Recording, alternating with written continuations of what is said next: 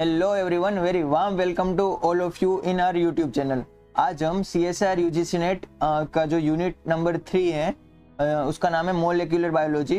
उसके बारे में डिस्कस करेंगे कि आपको कौन कौन से उसमें जो टॉपिक्स हैं उसको अच्छे से प्रिपेयर करना है और कौन कौन से मोस्ट IMP टॉपिक्स हैं और कौन से टॉपिक को आप एज अ थरली पढ़ के जा सकते हो और किस में आपको ज़्यादा फोकस करके पढ़ना है।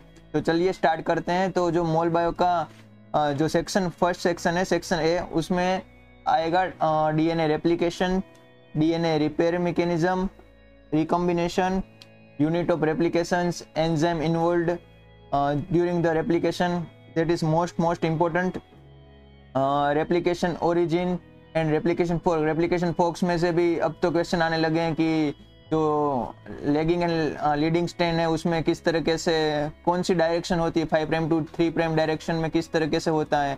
तो उस तरीके के क्वेश्चंस आने लगे हैं, तो वो भी बहुत ही इम्पोर्टेंट है। मैं यहाँ पे मार्क कर देता हूँ। DNA रेप्लिकेशन तो इम्पोर्टेंट है ही, उसके साथ ही साथ रिपेयर मैकेनिज्म भी इम्पोर्टेंट है। फिर ये रेप्लिकेशन फोर्क्स आ गया। फिर जो एंजाइम है जो इन्वॉल्व हैं ड्यूरिंग द रेप्लिकेशन, दोनों में प्रोकैरियोटिक एंड यूकैरियोटिक में, वो भी बहुत ही इंपॉर्टेंट है। इसके साथ ही साथ जो DNA damage and DNA repair mechanism है, उसमें SOS nucleotide excision repair mechanism, ये सब रिपेयर मैकेनिज्म के बारे में पूछते हैं। और उसमें डिजीज भी पूछने लगे कि जेरोडामा पिगमेंटोसा कौन से DNA डैमेज से होता है डिजीज। फिर आ गया साइट स्पेसिफिक रिकॉम्बिनेशन। तो मैं आपको यही बोलूँगा कि आपको जो सेक्शन ए है यूनिट नंबर 3 मोलिकुलर बायोलॉजी, उसमें आपको सेक्शन ए स्किप नहीं करना है, बहुत ही इंपॉर्टेंट है CSIR net point of view से। और इसमें जनरली सेक्शन सी से क्वेश्चन आते हैं और सेक्शन बी में भी क्वेश्चन आते रहेंगे। और इसमें सेक्शन ए में पर्टिकुलरली DBT बेट के क्वेश्चन भी यहाँ से आते हैं और गेट BT एंड एक्सेल के क्वेश्चंस भी जो मेमोरी बेस्ड हैं वो सेक्शन ए में से पूछे जाते हैं। तो ये बहुत ही इंपॉर्टेंट है आपके लिए, तो ये आपको करके जाना ही होगा। फिर बात करते हैं सेक्शन बी की। सेक्शन बी में RNA सिंथेसिस एंड प्रोसेसिंग है। इसमें ट्रांसक्रिप्शन फैक्टर्स हैं, फिर mRNA है, जो डिफरेंट RNA है, पॉलीमरेज है, उसके बारे में पूछते हैं कि RNA पॉलीमरेज 1, 2, 3 में कौन से RNA बनते हैं, mRNA बनते हैं, tRNA बनते हैं, RNA पॉलीमरेज 4 क्या बनाते हैं, उसमें siRNA आएगा। फिर लोकेशन पूछेंगे कि RNA पॉलीमरेज 1 का लोकेशन क्या है, न्यूक्लियोलस ऑफ न्यूक्लियस है या फिर ओनली न्यूक्लियस है। इस तरह के क्वेश्चन आते हैं सेक्शन बी में से पर्टिकुलरली। फिर ट्रांसक्रिप्शन फैक्टर से क्वेश्चन आते हैं, सिग्मा पर्टिकुलरली। फिर मशीनरी फॉर्मेशन ऑफ फिर फॉर्मेशन ऑफ इनिशिएशन कॉम्प्लेक्स आते हैं, transcription activators and repression, that is also most important things. इसके साथ ही साथ RNA पॉलीमरेज, मैंने अभी बात की, RNA polymerase is the most important section C में, हर बार क्वेश्चन आते हैं इससे। इस बार भी संभावना है कि RNA पॉलीमरेज से एक क्वेश्चन तो आएगा ही, तो आपको ये भी करना है। फिर जो कैपिंग, इलोंगेशन और टर्मिनेशन है, किस तरह से कैपिंग होता है, पूरा N7 मिथाइल ग्रुप कैसे ट्रांसफर होता है, तो उसके 3 स्टेजेस हैं, वो भी पूछते हैं। फिर RNA प्रोसेसिंग कैसे होती है, RNA एडिटिंग और स्प्लाइसिंग कैसे होती है, कि इंट्रोन क्या करता है, एक्सोन कैसे करता है काम, कट कैसे होता है, पूरा इंट्रोन एक्सोन, इंट्रोन की सीक्वेंस है, तो इस तरह से इंट्रोन बनता है और एक्सोन निकल जाता है, या फिर एक्सोन बनता है और इंट्रोन निकल जाता है। 2 मैकेनिज्म है, वो भी बहुत ही इंपॉर्टेंट है, रेफरेंस बुक में दी गई है ऑलरेडी, और मैं भी आपको शेयर करूंगा कि किस तरीके से उसमें आपको करना है काम, याद भी कैसे करना है। और एक शॉर्ट ट्रिक है, वो भी मैं एक नेक्स्ट वीडियो में छोटे सा वीडियो बना के आपको शेयर करूंगा। और अगर आप हमारे यूट्यूब चैनल पे नए हैं तो आप इस यूट्यूब चैनल को सब्सक्राइब करके जाना। अब हम डिस्कस करते हैं जो ये structure and function of different types of RNA है और RNA ट्रांसपोर्ट कैसे होता है, वो भी एक इम्पोर्टेंट थिंग है। तो सेक्शन बी भी इम्पोर्टेंट है। मैं आपको एक सजेशन दूं कि आप अगर CSIR नेट की प्रिपरेशन कर रहे हो तो आपको मोलिकुलर बायोलॉजी कभी भी स्किप नहीं करना है। आपको मोलिकुलर बायोलॉजी अच्छे से रीड करना ही पड़ेगा, क्योंकि इसमें कोई भी लाइफ साइंस एग्जाम आप उठा के देख लो तो मोलिकुलर बायोलॉजी, जो फंडामेंटल मोलिकुलर बायोलॉजी है, वहाँ से वो एडवांस तक अगर आपने मोलिकुलर बायोलॉजी रीड किया होगा तो आपको बहुत ही काम लगेगा। अब हम डिस्कस करते हैं सेक्शन सी के बारे में। सेक्शन सी में प्रोटीन सिंथेसिस एंड प्रोसेसिंग के बारे में, जो राइबोसोम जो है उसमें प्रोटीन किस तरह से सिंथेसाइज होकर प्रोसेसिंग करता है, फिर एक इनिशिएशन कॉम्प्लेक्स भी फॉर्म होता है, और इसके साथ ही साथ आपको उसका रेगुलेशन भी पूछते हैं। ये बेसिकली स्टेटमेंट बेस्ड क्वेश्चन में यहाँ से क्वेश्चंस आते हैं सेक्शन सी के लिए पर्टिकुलरली। और फिर जीनेटिक कोड, इसमें भी अब पूछने लगे कि माइटोकॉन्ड्रियल जीनेटिक जो कोड हैं उसमें भी किस तरीके से स्टॉप कोडन कौन से होते हैं, फिर जो स्टार्ट कोडन कौन से होते हैं, तो उसके बारे में पूछते हैं। अभी इन लोगों ने ये भी कुछ क्वेश्चन पूछना स्टार्ट कर दिया है कि स्टॉप कोडन कौन से अमाइनो एसिड को डिकोड करता है, लाइक यूए, यूएजी, यूजीए का कौन कौन सा सेलिनोसिस्टीन है, पायरोलाइसिन है, क्या है, तो वो भी पूछते हैं। इसके साथ ही साथ अमीनो एसाइलेशन ऑफ टीआरएनए और टीआरएनए आइडेंटिफाई भी पूछते हैं कि टीआरएनए कौन से पर्टिकुलर अमाइनो एसिड मतलब एंटीकोडन के साथ होके पूरा एक सीक्वेंस बनेगी, ये भी क्वेश्चन आते हैं। उसके साथ ही साथ अमीनो एसिड टीआरएनए सिंथेस के बारे में पूछते हैं। फिर जो प्रूफ रीडिंग है वो भी बहुत ही इंपॉर्टेंट है, जनरली बच्चे इसको स्किप करके जाते हैं, बट मेरा यही मानना है और आपको सजेशन है कि सेक्शन सी भले ही टफ है बट आपको इसको स्किप नहीं करना है, आप थोड़ा रीड करोगे आपको आ जाएगा। और इसके लिए मॉलिक्यूलर बायोलॉजी के लिए बुक वाटसन अवेलेबल हैं ऑलरेडी, और अगर आपके पास नहीं है तो आप हमें मेल करिए, डिस्क्रिप्शन में हमारा ईमेल एड्रेस है, हम आपको फ्री में अवेलेबल करवा देंगे, उसमें कोई इश्यू नहीं है।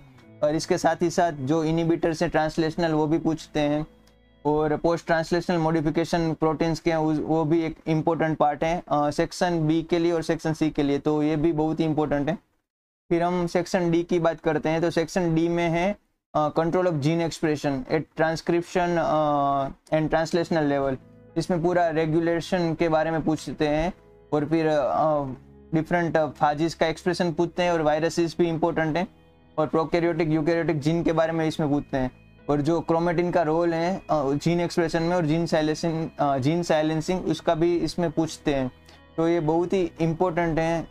मैं आपको यही बोलूँगा कि आप section A B C D चारों सेक्शन को आपको कितने भी यूनिट कर लो, बट मेरा यही होगा आपको सजेशन कि आप please do not skip this unit. आप दूसरे कोई यूनिट स्किप कर सकते हो, बट मॉलिक्यूलर बायोलॉजी मेरा सजेशन होगा नहीं स्किप करना, क्योंकि आप अगर आगे रिसर्च में भी जाओगे ना तो आपका मॉलिक्यूलर बायोलॉजी का ये सारे चीज़ अगर क्लियर होंगे ना तो ये आपका रिसर्च अच्छे से होगा, और आप नहीं तो फिर आपको वहाँ पे लैब में जाके यही सब पढ़ना होगा कि आपका ये क्या कहना चाहते हैं और फिर हमारे रिजल्ट क्यों नहीं आ रहे, तो ये पढ़ के फिर रिजल्ट आएंगे आपके। तो ये एक छोटा सा मेरा सजेशन है कि do not skip this unit. And now we have discussed like कितने क्वेश्चंस कौन से टॉपिक से पर्टिकुलर आते हैं। तो यहाँ पे लिखा है कि डीएनए रेप्लिकेशन से ऑलमोस्ट मैक्सिमम 4 क्वेश्चन तो आए हैं, तो अभी हम मान के चले कि 2 to 3 क्वेश्चंस तो इसमें से आएंगे। तो ये तो आप डीएनए रेप्लिकेशन स्किप कर नहीं सकते, मैंने अभी बोला ही कि डीएनए रेप्लिकेशन में हर बार क्वेश्चन आ रहे हैं, और यहाँ पे भी थ्रू आउट ईयर पूछे हैं, तो आपको डीएनए रेप्लिकेशन टॉपिक तो स्किप करना ही नहीं है। फिर डीएनए रिपेयर एंड रिकॉम्बिनेशन, उसमें 1 से 3 क्वेश्चन आने की संभावना होती है। फिर प्रोकैरियोटिक ट्रांसक्रिप्शन, उसमें भी एक आध क्वेश्चन आ सकता है। यूकैरियोटिक में भी एक आध क्वेश्चन आ सकता है। फिर पोस्ट ट्रांसक्रिप्शनल प्रोसेसिंग, उसमें हर बार क्वेश्चन आया है, तो उसमें भी 2 to 3 क्वेश्चन मान के चलिए। फिर उसके साथ ही साथ translation and post translation modification, ये भी एक इम्पोर्टेंट है, तो इसमें भी 3 to 4 क्वेश्चन आ सकते हैं। ट्रांसलेशन इनिबिटर्स, उसमें एक आध क्वेश्चन आ सकता है। प्रोकैरियोटिक जीन रेगुलेशन अभी मैंने मानूँ तो CSR के लिए जीन रेगुलेशन के क्वेश्चन आना अब रूटीन हो गया है, पिछले 3 सेशन से जीन रेगुलेशन के क्वेश्चन आ रहे हैं, तो इसमें भी 1 to 2 क्वेश्चन आने की संभावना है। फिर वायरल जीन रेगुलेशन, उसमें एक आध क्वेश्चन आ सकता है, बट आप थोड़ा इसको ऐसे ही थरली पढ़ लेना कि क्या कहना चाहते हैं। फिर यूकैरियोटिक जीन रेगुलेशन, उसमें भी एक आध क्वेश्चन आ सकता है। Molecular techniques, this is very important, ये आपको लाइक जो मेथड्स इन बायोलॉजी हैं उनके बेसिस पे यहाँ पे क्वेश्चन पूछते हैं। यहाँ पे इसीलिए डैश लिखा है क्योंकि वो जब मेथड्स इन बायोलॉजी यूनिट जो 13 है उसमें इसके बेसिस पे क्वेश्चन पूछ रहे हैं, बट तो ये भी बहुत ही इंपॉर्टेंट। मैं तो यहाँ पे बोलूँगा 4 to 5 क्वेश्चन आ सकते हैं मॉलिक्यूलर टेक्निक से। अगर आपको ये सब आ गया ना तो मॉलिक्यूलर टेक्निक के कोई भी क्वेश्चन होंगे वो आप आसानी से कर पाओगे। तो ये थी एक छोटी सी बात, और मैं आपको और भी 2-3 चीज़ इंपॉर्टेंट बोल दूँ कि यहाँ पे लिख ही देता हूँ कि यूकैरियोटिक ट्रांसक्रिप्शन में जो जीन है उसका कहाँ पे कोडिंग सीक्वेंस होती है, टर्मिनेशन सीक्वेंस कहाँ पे रहती है, फिर प्रोमोटर अपस्ट्रीम कैसे होता है, डाउनस्ट्रीम कैसे होता है, वो सब पूछे जाते हैं। फिर जो आरएनए पॉलीमरेज, मैंने आपको वही बोला कि एक आरएनए पॉलीमरेज है like total 3 types of RNA polymerase हैं यूकैरियोटिक सिस्टम में, और प्लांट में एक एक्सेप्शन है, मतलब आरएनए पॉलीमरेज 4 और 5 भी हैं।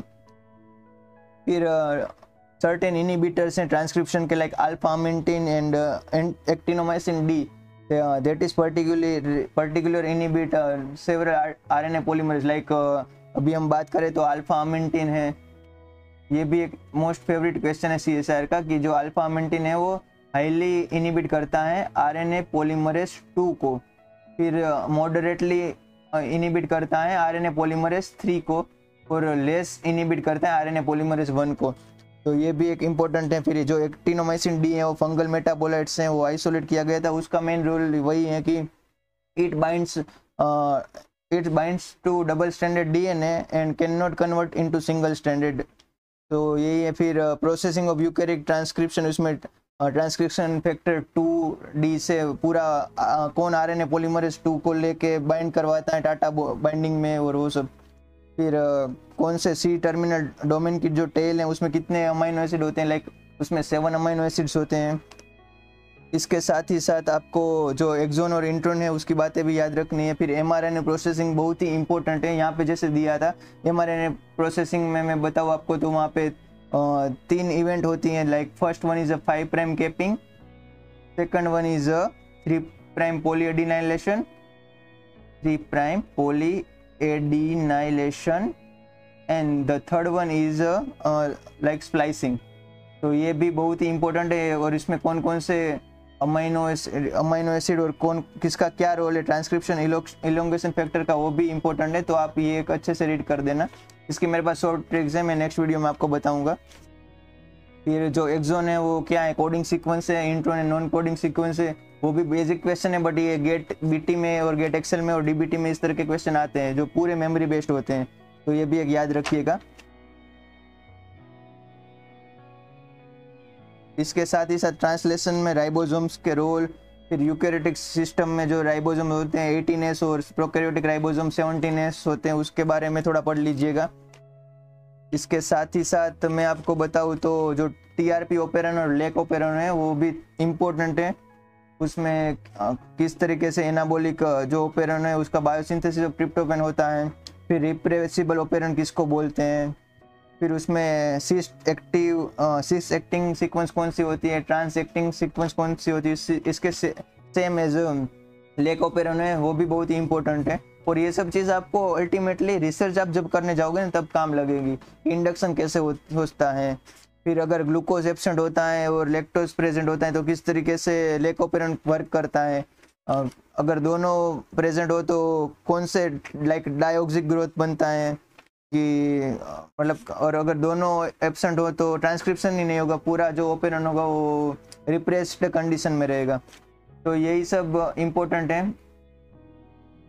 तो ये सब बहुत ही इम्पोर्टेंट है। मैं तो आपको सजेस्ट करूँगा ये चारों चार जो सेक्शंस हैं वो सीएसआर नेट के पॉइंट ऑफ व्यू से, डीबीटी के पॉइंट ऑफ व्यू से, गेट बीटी, गेट एक्सेल, अगर आप आईआईटी जाम की मतलब आप मास्टर की कोई एग्जाम की भी प्रिपरेशन कर रहे हो तो वहाँ पे भी यहाँ से क्वेश्चन आएंगे। अभी बार्क में भाभा एटॉमिक रिसर्च सेंटर के जो ओसीएस जो साइंटिफिक ऑफिसर की एग्जाम थी उसमें भी मोलिकुलर बायोलॉजी की से भर के क्वेश्चन आए थे। तो ये बहुत ही इम्पोर्टेंट है आपके लिए। और रेप्लिकेशन भी बहुत ही इंपॉर्टेंट है। रेप्लिकेशन में जो एंजाइम इन्वॉल्व है प्रोकैरियोटिक एंड यूकैरियोटिक में वो भी इम्पोर्टेंट है इसमें। फिर मैं मिसमैच रिपेयर सिस्टम की बात करूँ, इसके साथ ही साथ मैं न्यूक्लियोटाइड एक्सिजन रिपेयर में लिख देता हूँ, न्यूक्लियोटाइड एक्सिजन रिपेयर, ये भी पढ़ लेना अच्छे से। फिर मैंने वही एग्जांपल दिया था ज़ेरोडर्मा पिगमेंटोसा जो कैंसर है, लाइक उसको स्किन कैंसर कहते हैं, वो इसकी वजह से होता है NER के वजह से। फिर जो क्रोमेटिन मॉडलिंग है, अल्ट्रास्ट्रक्चर ऑफ क्रोमोसोम, वो किस तरह से उसका पैकेजिंग होता है, और उसमें अल्टीमेटली जो क्रोमेटिन जो फेज होता है कौन सा होता है, वो एक्चुअली मोल बायो का ही है, सेल बायो के साथ साथ मोल बायो का काम है। फिर जो साथ ही साथ माइटोसिस मियोसिस तो इम्पोर्टेंट है ही, बट ये मोलिकुलर लेवल की चीज़ भी बहुत ही इंपॉर्टेंट है। और इसमें पूछते हैं मोलिकुलर बायोलॉजी को सेल बायोलॉजी के साथ मर्ज करके पूछ रहे हैं। और एक और इम्पोर्टेंट यहाँ पे मैं लिख दूँ, जो टाइप्स ऑफ ट्रांसपोजोम है, types of transposons, types of transposons,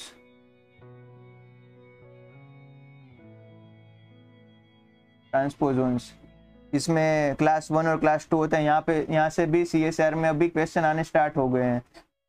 उसमें भी लाइन जो ऑटोनोमस L1 एलिमेंट है यूकैरियोटिक का क्लास 1, फिर क्लास 2 है वो प्रोकैरियोटिक में, उसमें IS एलिमेंट कंजर्वेटिव कॉम्प्लेक्स आता है, वो सब पूछते हैं। तो ये बहुत ही इंपॉर्टेंट है अल्टीमेटली।